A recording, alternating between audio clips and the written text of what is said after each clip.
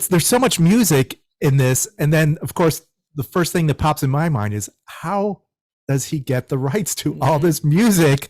This is insane. You know, normally you hear like, you know, a director will say, we need this one song. And, you know, like we couldn't have this one song because it was too expensive. Right. You have hundreds of songs packed in there. How did you do this? That was, so the Wrecking Crew, when we started, Dad was passing away. Tommy Tedesco, my dad, was passing away.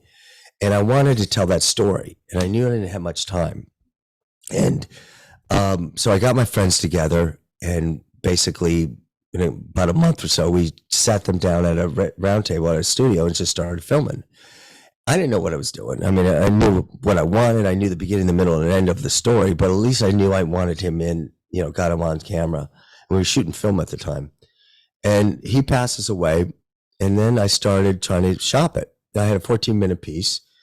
And what ended up happening was everybody's, oh, this is great, but you're never going to get it made. Mm-hmm. I totally remember them saying that. And what's the worst is it's a friend. I won't mention his name. Yeah. He doesn't even probably remember. But the feeling was the record industry, publishers are not going to come together. They're not going to come together and help each other create this piece of where there's, you know, Spectre's going to be with the Beach Boys on the same, everybody's prior, you know. So I just kept going, and I kept going. And over the years, I kept basically interviewing people, and I keep, you know, cutting. I never cut, actually. I didn't cut until 2006, 10 years afterwards. My wife, and I tell this story so many times, but my wife said, we just made the most expensive home movie ever. You know, we had kept flipping credit cards, kept flipping the mortgage to pay the credit cards, and it was getting nowhere. And I tell people, it's like you're basically overlooking the ocean. You have this property. You don't have a house on it. You have the appliances waiting. You have the plans. You have everything. But until you build it, you can't sell it. You don't know what it's going to look like. And no one would ever help. So we just kept going. And I basically, at that point, borrowed more money, and we cut it. My editor and producer, Claire Scanlon, cut it with me, and we got into the festivals. So at that point, we have 110 songs. I kind of negotiated with them on the back and said, hey, it's going to be this much, da-da-da. And in 2008, as we remember, everything crashes. So now there's companies that closing, so no one's going to talk to you about music docs. And there was actually an article in Variety. I always remember this because I got mentioned in it. It was like they were talking about Martin Scorsese struggling with his Stones doc, and Demi struggling with his Neil Young doc. And Denny Tedesco has his doc called The Wrecking Crew, and none of them can find a placement. And I went, yes, I'm so happy to be on this page of losers. With these guys, nice. Yeah, I'm just always wondering, did they ever wonder who I was? No, I don't think so. Ever got a call from Marty? No, I always wait. Marty, no. But basically, it was no one wanted to talk about music docs. It was too expensive. There was such a big back end. And then it was a publisher from Bug Music. She said to me, and she was a big fan of the movie, she says, listen, you got to renegotiate. You got to go back out to negotiate with all of us. You got to bring this price down. You're promising us way too much money, which is so unusual for someone that, right. She goes, you're never going to get it made.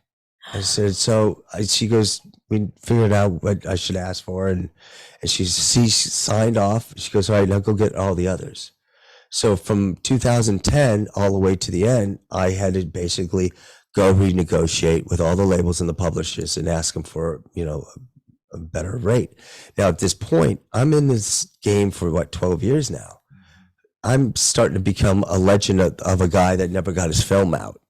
I mean, that's it was a weird, sad part. Suddenly you're Brian Wilson. Yeah, it's my smile. Never thought about that. It could have been my smile. Yeah. It's very funny. But I knew that from when we did the festivals, we did extremely well. We had 12 awards, sellout crowds. The reviews were off the charts. And so what do? Do I quit?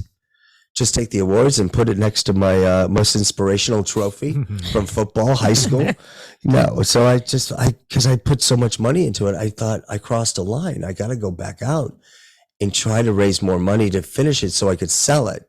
So my family, I haven't destroyed everything I had. You know, that was a fear. Mhm. Yeah. So I basically came up with ideas of how to raise money. And I was trying to get corporate, you know, like vendors, you know, these companies to help out DW. None of them would help. Yeah, we'll give you a drum. We'll give you a guitar. But guys, I said, listen, on the DVD, I said, why don't we do this? I have 12 years of outtakes of Glenn Campbell, Leon Russell, all these people talking about their guitars, whatever. Make it the Fender Presents chapter. No one would help. All I'm asking for at this point is an ad in a magazine. So long story short, someone said, why don't you do dedications? I said, what do you mean? You know how in a hospital you have a dedicated or a brick in the wall? He says, it comes from a radio guy. And Orban, do you know Orban? Or is it Orban? Orban, yeah. The technology. Yeah. So it was Greg was working with Orban, and he said, listen, he goes, the technology, when I was a kid, I was listening to Up and Away on AM radio. I turned the channel, it was up and away on a different station, but I could tell the difference. I mean, he's a total geek, you know what I mean? Radio geek. He goes, I could tell the difference, and that got me focused into the radio business, and he started creating things in technology and stuff. He goes, I'll give you $1,000 right now, be the first one out. I said, dedicate, on the back of the what do you call it? Credits, you'll see dedicated, Be My Baby, dedicated by you know, Greg dedicated Up and Away. So all I kept doing is, so I would find people, hey, listen, give $1,000, you can put a dedication up on the screen, and then write it out on the DVD, write it out on the website. And that was the start. I mean, it wasn't always $1,000. Sometimes it was only $10.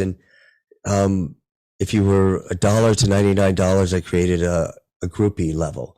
If you were above that, you were the roadie, and above that, and it just created fun things to do.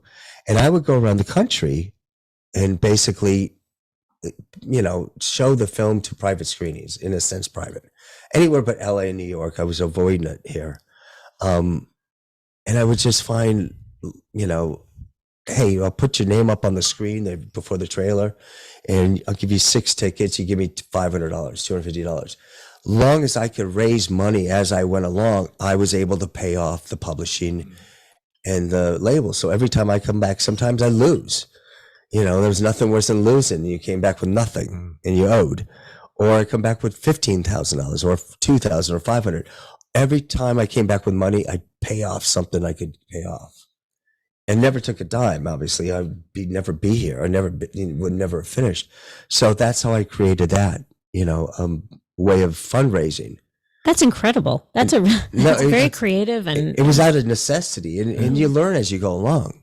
Yeah. My favorite, and I tell the stories, my favorite song dedication was Gary Lewis's "Everybody Loves a Clown." And I'm looking at what's left. Like, who's going to do that song? Well, no one's going to do that song. And I thought, oh, I'm going to call it Clown School. And I looked up clown schools in LA, and I found one called Los Angeles Clown School. And they gave me $1,000. Amazing. The guy was like, I've never heard a pitch like this. I said, thank you. So it was great. I got, you know, that's how we did it.